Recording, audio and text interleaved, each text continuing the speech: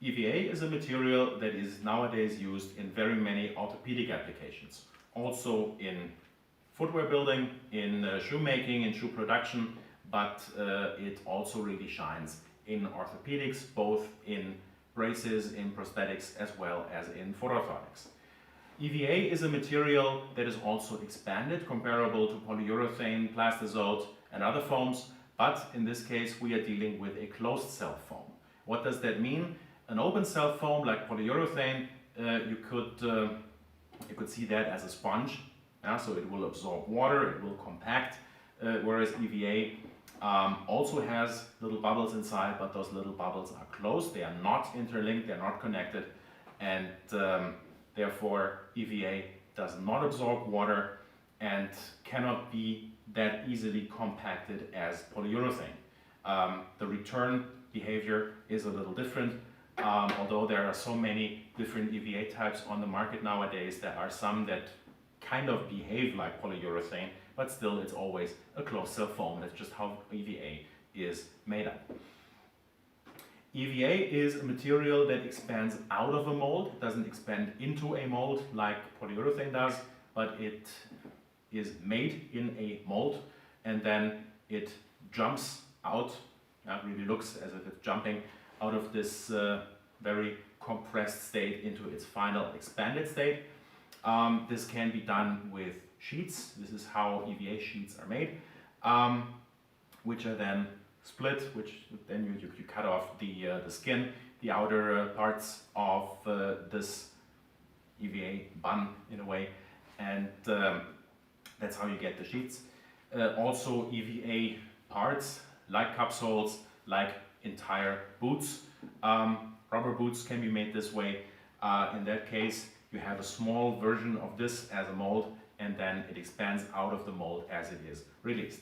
One way to tell, just from looking at the outside, if a capsule or shoe, boot, something like that, is EVA or polyurethane, is that on EVA you generally see softer lines, a softer profile, not as sharp, not as well defined as on polyurethane, although even here a lot of is possible nowadays.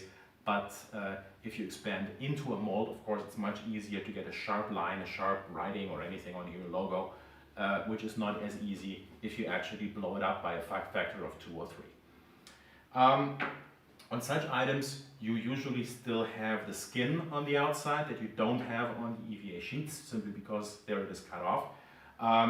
There are different EVA types that can be combined, different hardnesses that can be combined into combination sheets. Also there, same principle applies. They're made under pressure, they expand, and you can work with them the same way as with the single layer sheets.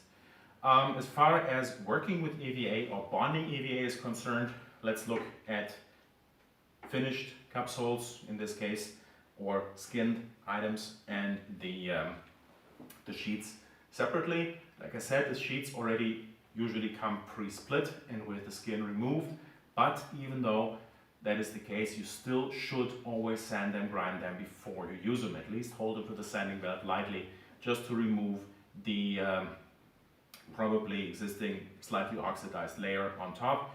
EVA, when exposed to air, tends to build up a bit of a crumbly structure on top, and that should come off before bonding, because otherwise the adhesive would stick to that and come right off again. It's not very pronounced, but it can reduce the final bonding strength. So just in case, that's the only preparation you need. When sanding EVA, you should be a little careful that you don't sand furrows into the material, or at least not too deep. Same can be done when you're milling out insoles or other items. If the step is too large, or if the tool is too large, you can actually get a bit of a furrowed structure there.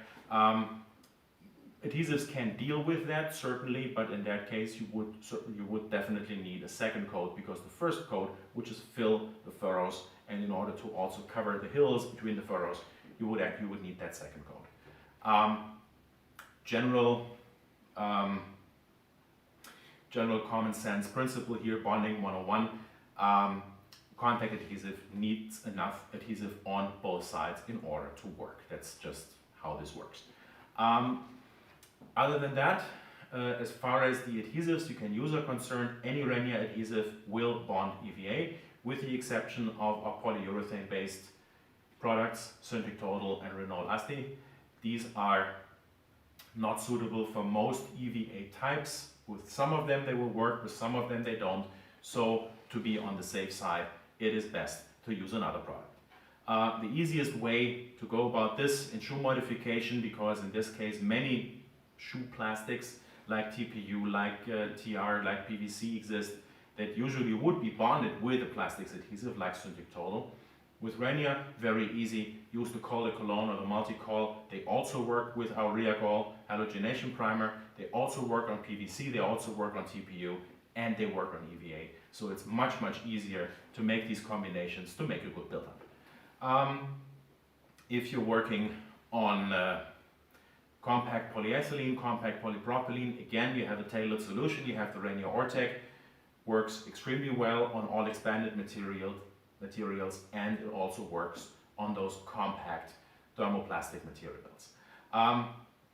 Thermoplastic, that's a good point.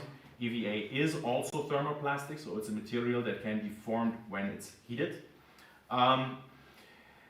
If you bond EVA layers before you heat them, of course you should take care that the heating doesn't split your bond again. So if the EVA expands at different ratios, what can happen is that the bond is pulled apart. If you do not get any expansion of the EVA, usually the bond will hold even if you heat it up to 100, 120 degrees Celsius. Depends a bit if you need that kind of heat resistance under strain. You should either work with our Ortec HT high temperature adhesive, or you should work with a crosslinker, which would then give you that kind of heat resistance. Pre-made parts like this EVA cupsole are a little different just because they still have their integral skin on the outside. This should come off before bonding if at all possible.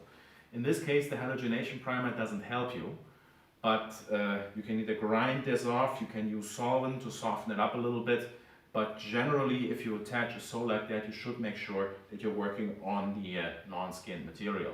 If it's not possible, it's not possible, then you need to make do, but generally grinding EVA is always a good thing to do.